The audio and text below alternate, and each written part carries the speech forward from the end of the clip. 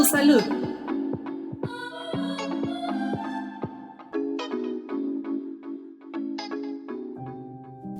Estamos llegando al cierre de año y como bien sabemos, la época decembrina es un momento de celebración y reunión con seres queridos y también en muchas ocasiones estas reuniones vienen acompañadas de bebidas alcohólicas.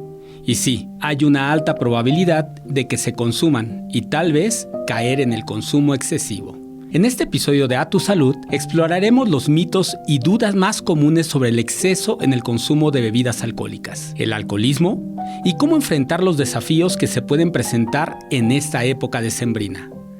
Para platicar de este tema, invitamos a la psicóloga Daniela Silva.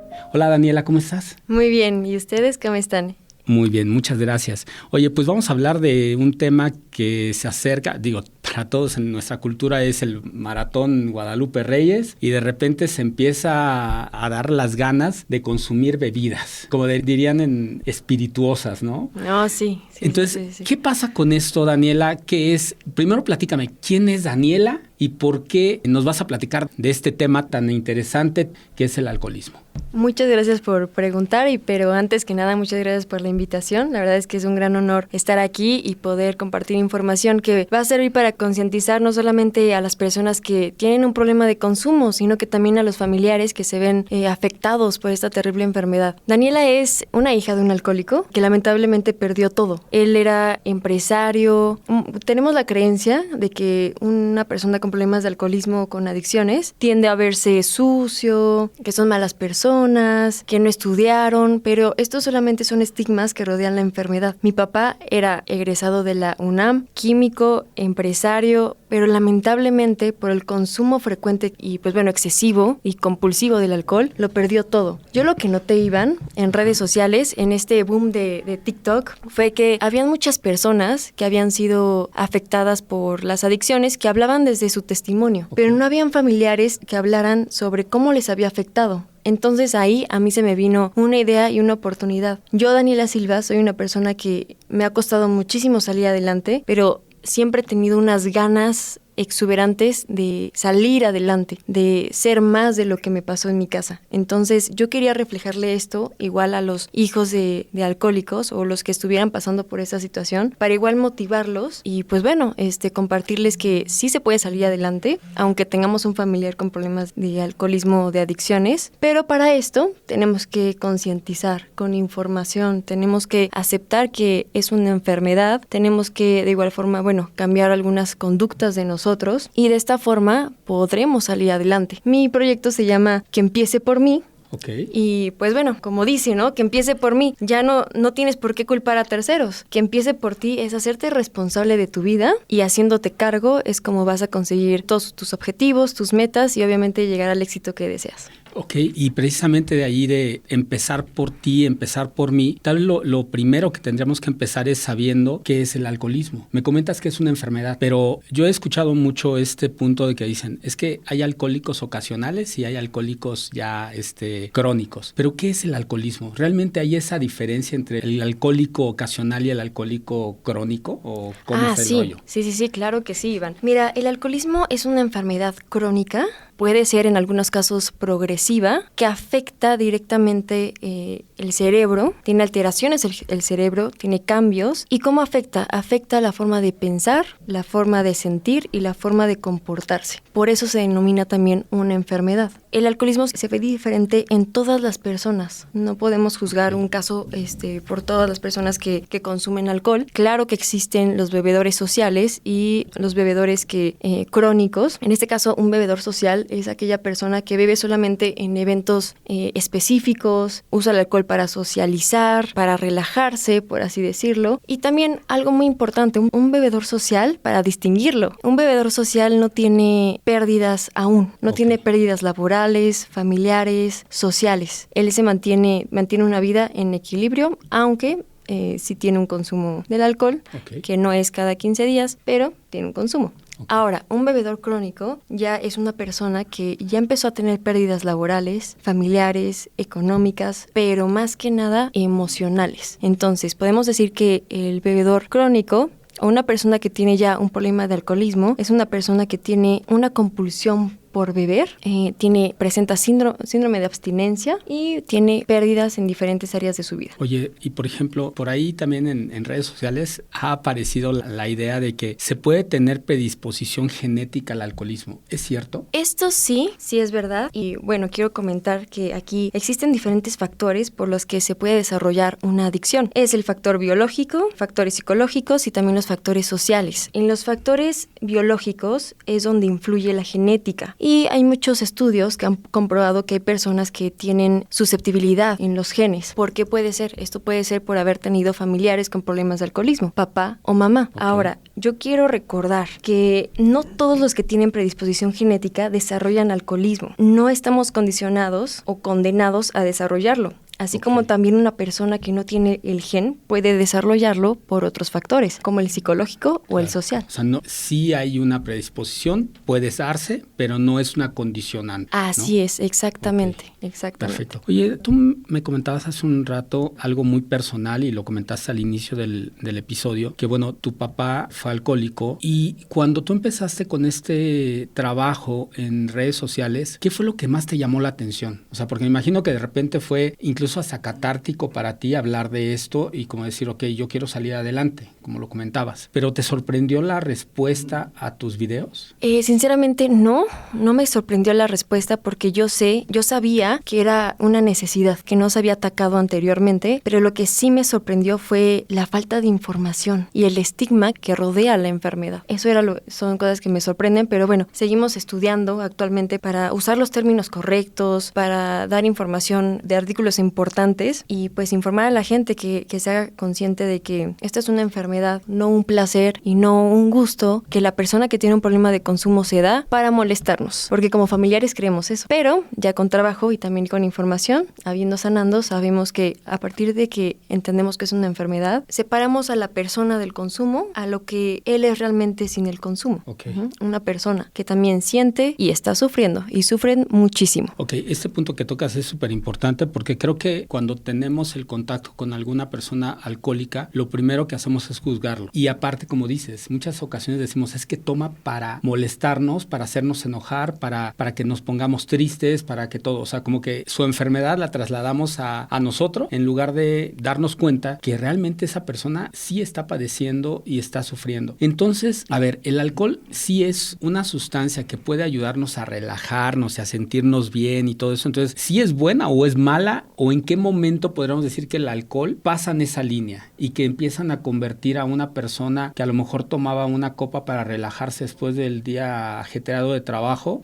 o para socializar, como lo decías hace un momento, deja de ser eso y se convierte en un detonante de una enfermedad? ¿En qué momento pasa eso? Realmente es un mito muy común pensar que el alcohol es una forma efectiva de relajarse y reducir el estrés. Si bien es cierto que inicialmente puede producir una sensación de calma o euforia, estos efectos son temporales y pueden llevar consecuencias negativas a largo plazo. Yo les quiero recordar, y es muy importante enfatizar en este punto, pero el alcohol es un depresor del sistema nervioso central y que el consumo regular puede llevar a una dependencia física y psicológica. Ahora, ¿en qué momento podemos notar que esto se está convirtiendo en un problema? Para esto yo tendría que hablar de las etapas que tiene el consumo, o bueno, también las fases. La primera fase es la fase experimental, cuando apenas lo estás probando, inclusive las primeras veces que consumimos, cuando somos un poco más jóvenes, no nos gusta el sabor, pero conforme vamos tomando más y conociendo más, el cuerpo se adapta. Posteriormente viene la fase de aumento del consumo, aumenta la frecuencia y la cantidad de alcohol consumido.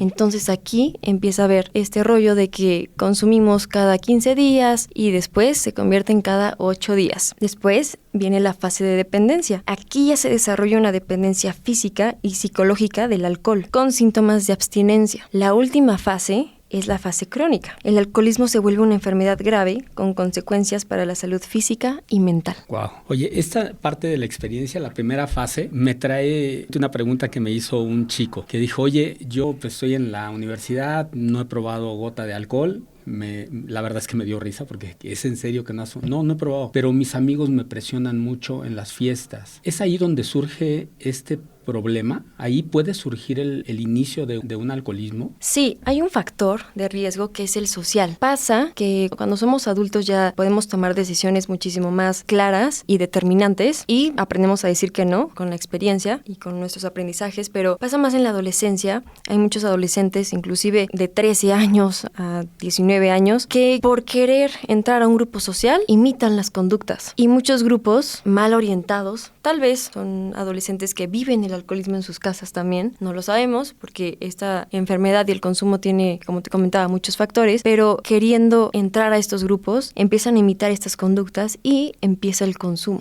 Ahora, esto no solamente tiene que ver con un tema social, sino que también psicológico y se juntan. Si no tienes una buena autoestima, padeces ansiedad o posiblemente depresión, serás más susceptible a que puedas ser influido a estas sustancias. ¿Por qué? Por querer tener una red de apoyo que no siempre pues, es la más adecuada. Oye, ¿y cómo le hacemos para que esos jóvenes, si ya lo probaron, no se conviertan en alcohólicos crónicos? A lo mejor nada más experimentaron y la frecuencia a lo mejor se da en esos 15 días todavía, ¿no? De que hacen la tardeada y hasta ahí se podrían quedar. ¿Qué hacemos o cómo les ayudamos para que no den el paso a hacerse dependientes y después crónicos? ¿Hay alguna forma de hacerlo? Sí, claro, por supuesto. Primero comentar que el primer consumo de cualquier sustancia no nos vuelve dependientes a ella, pero con el consumo constante sí hay una posibilidad de volvernos dependientes a la sustancia. Lo mejor es prolongar los consumos, o sea, no evitar. Y este mensaje va para los papás que nos están escuchando, evitar que nuestros hijos, poner más énfasis en los menores de edad, también en la adolescencia, saber con quiénes se están juntando nuestros hijos, qué actividades tienen, cuál es la rutina habitual de nuestros hijos, de los jóvenes. El ocio, dicen que es la madre de todos los vicios. Entonces, sí tenemos que tener un proyecto de vida, ir a la escuela, tener proyectos por fuera, si es que no es el caso, vigilar muy bien con quiénes están llevando a nuestros hijos, prolongar los consumos y como padres, existen escuelas para padres, existe ya muchísima información a la mano en internet, hay podcast, está TikTok, ahí me pueden buscar, donde también... ¿Dónde te encuentran? Me encuentran en TikTok, bueno, en todas las redes sociales como que empiece por mí y yo ahí también le doy tips a los papás de cómo prevenir los consumos problemáticos. No puedes controlar a tus hijos, pero sí puedes hablar de las consecuencias y las consecuencias son muy grandes. Te voy a contar una historia. Sí. Mi mamá tenía un tío lejano que vivía por casa de mi abuela. A mí se me quedó grabada una situación. Su primo lejano ya tenía problemas con el consumo de sustancias y a mí me daba mucho miedo verlo porque ya tenía una apariencia como si fuera una persona de la calle. Okay. A ese grado. Entonces yo me acuerdo que una vez íbamos saliendo de casa de mi abuela y su primo iba entrando y yo me espanté mucho porque bueno, no es algo habitual que ves de niño. Entonces me espantó mucho y recuerdo que mi mamá me dijo, él es mi primo y él tiene un problema de consumo. Entonces espero que tengas conciencia de que a esto puede llegar. Y eso me marcó de por vida. Bueno, aparte, ¿no? O sea, lo empírico. Pero sí marcó una parte de mi desarrollo para pensar en las consecuencias que yo iba a tener si llegaba a ese punto. Ahora, sí es muy importante porque creo que hay muchas personas se justifican comentando, yo soy social, yo solamente lo consumo de manera social y no me va a pasar nada. En algunos pacientes el alcoholismo o el consumo de sustancias es progresivo, entonces hay que tener mucho ojo en eso, mucho ojo en eso. Y justo podríamos amarrar este último comentario con las fechas. Estamos a punto de fiesta cada semana, ¿no? Entonces ese sería, o sea, es justo el punto donde tenemos que poner freno al consumo, ¿no? O sea, el decir, es que yo nada más tomo en las reuniones, sí, pero resulta que en diciembre son todos los días las reuniones, ¿no? Entonces estás creando un hábito del consumo de esas sustancias y es ahí donde tendríamos que tener un poquito de cuidado o mucho de cuidado, ¿verdad? ¿Sí, bien? No, sí, totalmente de acuerdo. Ese tema del Maratón Guadalupe Reyes es una tradición mexicana que efectivamente inicia el 12 de diciembre con la celebración del Día de la Virgen de Guadalupe y termina el 6 de enero con la festividad de los Reyes Magos. Claro.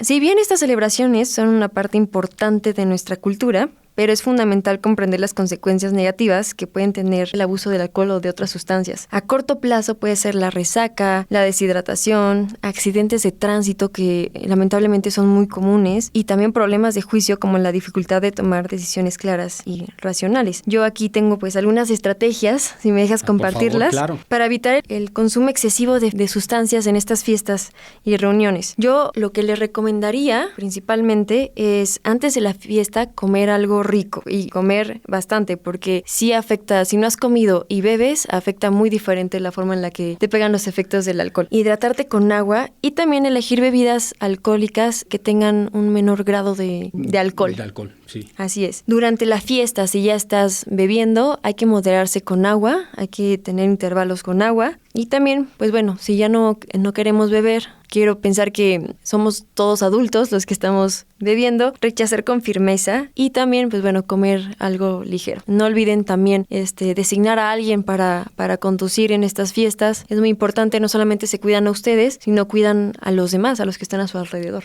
Claro, qué importante estos puntos que tocas, porque tal vez si vamos a una fiesta, pues sí llegamos al punto de aceptar la copa, aceptar la cerveza, aceptar el cóctel, lo que sea, ¿no? Que te están dando, por socializar. Pero creo que lo más importante es saber decir no. Si nunca hemos bebido, creo que lo peor que podríamos hacer es empezar a beber en un momento de una reunión, porque a lo mejor por la euforia del momento perdemos incluso la dimensión de lo que nos está pasando, ¿no? Entonces, súper importante, qué bueno. Gracias por compartir estos puntos estratégicos para convivir con esas bebidas, si es que las vamos a tomar, ¿no? Lo inicial sería, ojalá que no debiéramos llegar al consumo para estar felices. Fíjate que ahorita que tocaste ese tema, mi papá era alcohólico, tuvo que someterse a una cirugía porque ya su hígado está destrozado, sus riñones también. Yo no vivía con él, pero lo fui a ver después de la operación. Y yo me acuerdo, la imagen que yo tuve de él fue muy fuerte porque cuando yo lo vi, él estaba convaleciente, pero al lado de su cama tenía una caguama. Yo me molesté mucho, me enojé con él, de hecho nos peleamos en esa ocasión, muy fuerte, de palabra, y yo dejé de verlo, incluso yo me enteré que falleció mi papá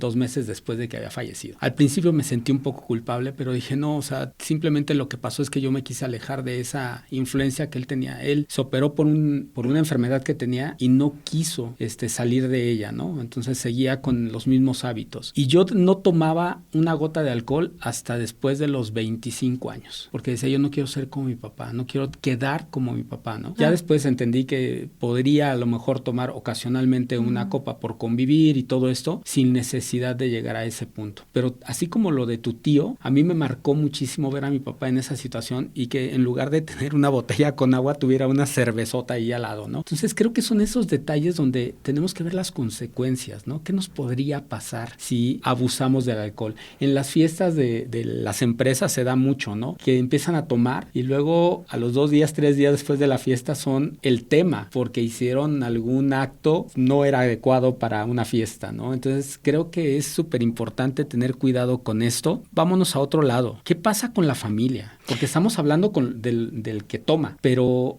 tu caso y mi caso es que nosotros vivimos el alcoholismo como parte de la familia. ¿Cómo lo transitamos? Primero para nosotros como familiares, pero también para ayudar a la persona que está enferma de alcoholismo. Bueno, primero, muchas gracias por compartirme esta anécdota de tu papá. Son historias muy fuertes de contar, incómodas, generan vergüenza y que siguen siendo tabú en los familiares que tenemos otro familiar con problemas de alcoholismo. Y más que nada a los hijos, son los menos culpables y somos los que más sufrimos. Yo, igual que tú, te voy a contar. Hace 2 años mi papá estuvo en el hospital por su forma de beber. Lo golpearon, estuvo en el hospital y yo pensé, ya con esto se va a recuperar, ahora sí va a tocar fondo. Llego al hospital y mi papá como sin nada. Hasta yo me acuerdo que me dijo, ¿y esa cara? Y yo me quedé pensando como de no va a cambiar. Pero esta forma de pensar mía y de expresarme viene de que ya lo he trabajado y he entendido que el alcoholismo es una enfermedad familiar. Y contestando un poco tu pregunta, ¿por qué se vuelve el alcoholismo una enfermedad familiar? Porque afecta a toda la familia y todos se enferman. Y esto pasa porque las personas que están en estrecho contacto con él reaccionan ante su forma de proceder. Tratan de controlarlo,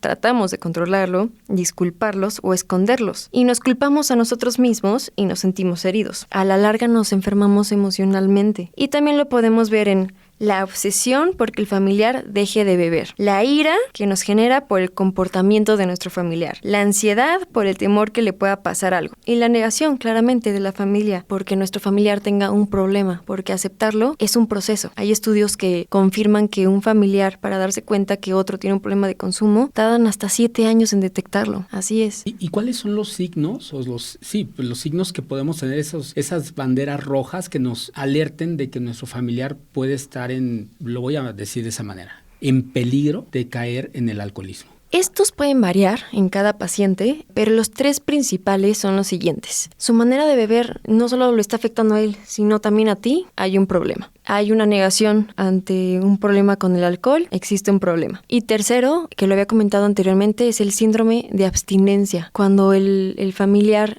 empieza a tener síntomas de ansiedad, puede ser depresión, náuseas, taquicardia, y para aliviar esos síntomas tiene que volver a tomar. Además, existen, otras características como los cambios de personalidad, lagunas mentales, los problemas que se generan por dejar de cumplir responsabilidades a causa del consumo. Oye, seguramente se han acercado contigo para pedirte consejo de cómo apoyar o cómo vivir incluso ese alcoholismo de un familiar cercano, de un amigo y todo esto. ¿Qué les dices? No es sencillo.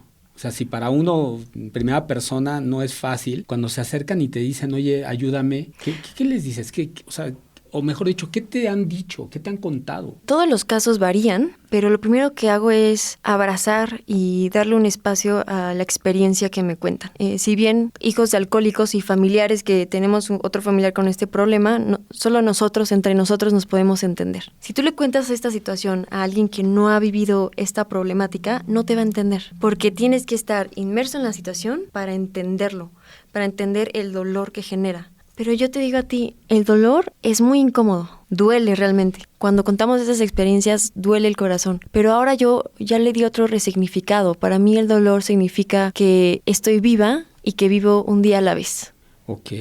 Oye, y por ejemplo, si yo como hijo de un alcohólico me acerco a ti y te digo, oye, mi papá es alcohólico, mi mamá es alcohólica, mi hermano es alcohólico, mi hermana es alcohólica, pero no sé cómo ayudarlos. Y mira, va a haber una reunión en mi casa, ¿qué hago? O sea, ¿cómo convoco a toda mi familia y les digo que tenemos que apoyarlo para salir de esa enfermedad? Cuando es una gripa, sabemos que pues hay que taparlo y que no sé qué, ¿no? Y hacerle su caldito de pollo. Pero a un alcohólico, ¿cómo lo ayudamos en una reunión? Sobre todo en estas fiestas, ¿qué hacemos? Ok, para contestar tu pregunta, yo quiero compartir una frase que me encanta, que dice así: no podemos ayudar a alguien que no quiere ser ayudado, pero sí podemos hacer algo por nosotros mismos. Y la mejor manera de ayudar a una persona con problemas de alcoholismo es hacernos conscientes de la enfermedad y las consecuencias que nos ha traído personalmente. Debemos aprender a cimentar nuestra propia fortaleza, corregir nuestras actitudes y aprender a desprendernos del problema. Ahora, otras formas de ayudar es tener una comunicación abierta y honesta con nuestro familiar. Yo aquí siempre recomiendo escribirles una carta, no a computadora, a mano. En esa carta tienen que escribir qué extrañan del familiar antes de que esta enfermedad, fuera, estuviera de este grado, de este nivel, así es. Ajá. Después tienen que escribir cómo se están sintiendo y posteriormente cómo lo quieren ayudar o cómo pueden ayudar a su familiar. Eso sí, siempre estableciendo límites. Siempre límites, porque si no ponemos límites, la enfermedad también nos lleva a nosotros. Podríamos empezar a caer en una dependencia, tal vez al mismo alcohol, alguna otra sustancia, ¿no? No por imitación, sino por querer salir del mismo problema, ¿no? Entonces hay que tener mucho cuidado con eso. Sí, así es. Podemos llegar a ser muy dependientes o también codependientes emocionales. Y te quiero compartir que ya hay estudios. Hay una psicóloga, igual es doctora, que estudió por muchos años a los hijos de los alcohólicos. Se llama Claudia Black. En estos estudios se dio cuenta de que hijos de alcohólicos teníamos 3 destinos. 1, casarnos con alcohólicos o farmacodependientes. 2, volvernos alcohólicos. Y 3, tener problemas de dependencia o codependencia con nuestras parejas. A mí me gusta agregar un cuarto, que es hacernos conscientes, trabajar, hacernos responsables de nosotros mismos, sanar y cambiar nuestra historia. Wow, creo que es el más importante. O sea, los otros 3 te hacen ver la realidad del alcohólico y del alcoholismo, ¿no? Y te enfrentan a lo que puede pasar. Pero este último punto te dice, no todo está perdido. O sea, realmente está en ti, como tu proyecto, o sea, empieza por ti. Estamos a punto de terminar. Se nos está yendo como agua este episodio, pero quiero que nos platiques, mira, estos 3 minutos que quedan, quiero que tú le platiques a nuestros podescuchas, desde Daniela, qué pueden hacer si están en una situación de alcoholismo, ya sea que ellos lo vivan o que su familiar lo tenga. Daniela, los micrófonos son todos tuyos. 3 minutos. Muchísimas gracias. Creo que el primer paso es cansarte de la enfermedad, porque hacerte consciente de que la enfermedad de tu familiar te ha costado demasiado. Entonces, como hijo o como hija de un alcohólico, tu objetivo en la vida debe ser vivir una vida lo más tranquila posible. Porque dentro de casa viviste muchísimo caos, dentro de casa hubieron muchos problemas, entonces enfócate en que tu vida sea lo más tranquila posible. Acércate a grupos de apoyo, existe Al-Anon es para familiares y Al-Latín es para adolescentes, para hijos de alcohólicos adolescentes que quieren entender esta enfermedad. Claro, por supuesto, escríbeme si tienes oportunidad. En todas mis redes estoy como que empiece por mí y con mucho gusto yo voy a leer tu mensaje y voy a escucharte, también voy a apoyarte. Y más que nada, hacerte consciente, no culpar a nadie. Estamos en esta vida para aprender, equivocarnos, aprender. No hay que buscar la felicidad, hay que buscar la tranquilidad. Por eso ese es el consejo más grande que les puedo dar a todos ustedes, a los que están sufriendo esta terrible enfermedad. Y si es necesario, hay que cortar lazos familiares. También es sano. Wow. ¿Lazos familiares y amistades también? Claro, por supuesto, por supuesto. Ok. Pensando en esto, podríamos decir que entonces a lo mejor esos amigos realmente no son tan amigos, porque un verdadero amigo busca tu tranquilidad y tu felicidad, como lo comentabas. Si yo lo que estoy haciendo es impulsándote o empujándote a que seas una persona que no sale del alcoholismo, pues realmente a lo mejor no soy tu mejor amigo, ¿no? Este comentario, si bien estás en lo cierto, podemos tener esa perspectiva, pero puede generar un estigma ante la gente que tiene un problema en su consumo. Yo lo que les comentaría, para agregar tu comentario, es si tienes un amigo cercano con estas características, ya tiene pérdida de memoria cuando bebe o bueno, después de beber, tiene una compulsión al beber, cambia radicalmente su personalidad, extiéndele la mano. Que empiece por mí también es ayudar a la gente que lo necesita. Así como yo lo estoy haciendo con los hijos, hay que tratar de ayudar a la gente que lo necesite y que tiene un problema. Es complicado porque, como te comentaba, existe la negación, pero hay que valorar hasta qué punto nosotros podemos ayudar y no nos afecta y qué punto ya nos está afectando ayudar a ese familiar o a ese amigo. En el momento en el que está afectando tu salud mental, lo mejor es siempre dejarle la puerta abierta para cuando quiera pedir apoyo, pero cerrarla cuando te estás sintiendo mal emocionalmente. Que aquí podríamos llegar al punto donde todos tenemos a un conocido que son mala copa, ¿no? En lugar de decirle, aléjate, tenderle la mano. Pero yo creo que también algo muy importante es decirle a esa persona, a lo mejor yo ya no puedo ayudarte porque no está en mis manos ayudarte, va por arriba de mis capacidades, pero entonces acércate con los especialistas, ¿no? En el caso del IMSS, pues acérquense a su unidad de medicina familiar. Ahí seguramente habrá alguien que los pueda canalizar y apoyar para superar esta enfermedad. Y también las asociaciones o los institutos o las personas como tú que pueden apoyar a los enfermos de alcoholismo y poderla superar. Te doy la mano hasta donde yo puedo. Cuando yo ya no pueda, te acerco con los que podrían ayudarte, que pueden ser médicos y especialistas. Así es, hay que encontrar los momentos correctos para nosotros extender esa mano. Claramente no lo vamos a hacer en una circunstancia donde el familiar o nuestro amigo esté bebiendo porque se puede tornar difícil y complicada su actitud. Recordemos que son personas que los han juzgado demasiado, ya han tenido demasiadas pérdidas, son personas que realmente están sufriendo y no quieren ser juzgadas. Entonces hay que encontrar los momentos correctos, las estrategias correctas y los recursos correctos para poder acercarnos a ellos y ofrecerles nuestro apoyo. ¿Algo más que quieras agregar? Aparte, tenemos una dinámica,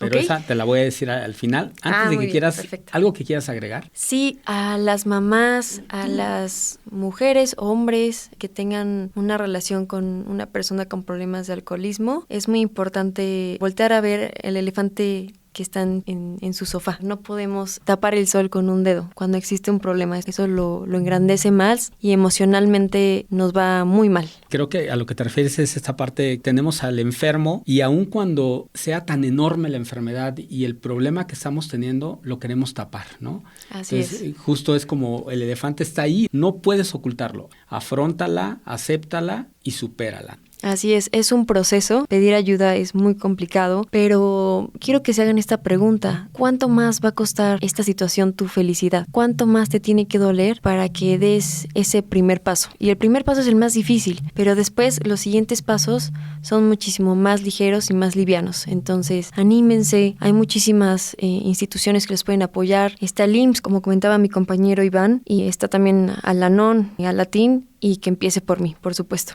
Dani, no nos vamos de este episodio sin que nuestros invitados nos recomienden alguna serie, alguna película, algún libro, alguna novela, algo que nos ayude a conocer un poquito más del tema para sensibilizarnos tal vez. ¿Qué nos tienes de recomendación? Claro, yo les recomiendo el libro que se llama Mientras tú bebías, de mi amiga que le mando un saludo, Ana García Goyás. Habla también cómo lo viven los hijos de los alcohólicos. Y como series, hay diferentes series que, bueno, pueden llegar a ser muy drogocéntricas, pero puede ser 28 días. 28 días es una película.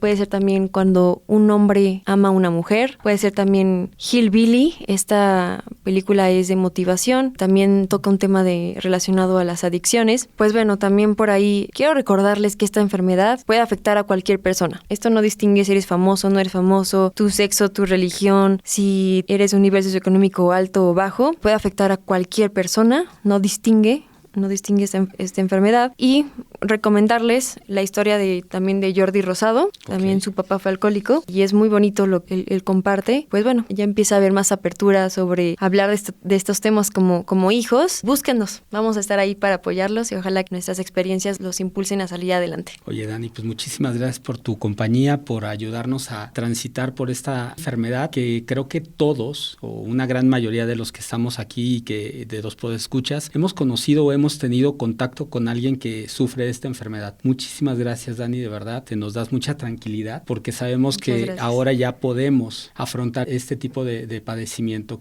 Si tú o alguien cercano está luchando contra este padecimiento, no dudes, de verdad, no dudes en buscar ayuda. Agradecemos a Daniela por acompañarnos en este episodio y aprovecho para agradecer y enviar un saludo a Luis Romero, Gaby Fabs, Erendira Barradas, Vite GB, Mayra, Héctor Emiliano y Andy Sánchez, quienes nos han dejado preguntas, sugerencias y opiniones en la caja de comentarios de las plataformas de streaming por donde nos escuchan o por correo electrónico. Y ya que estamos en este punto, pues los invitamos a interactuar con nosotros a través del correo a.tusalud@ims.gov.mx o déjenos sus dudas en la caja de comentarios de la plataforma de streaming en la que nos escuchen. Gracias por acompañarnos. Yo soy Iván Cabañas y esto es A Tu Salud. Hasta la próxima. Hasta la próxima.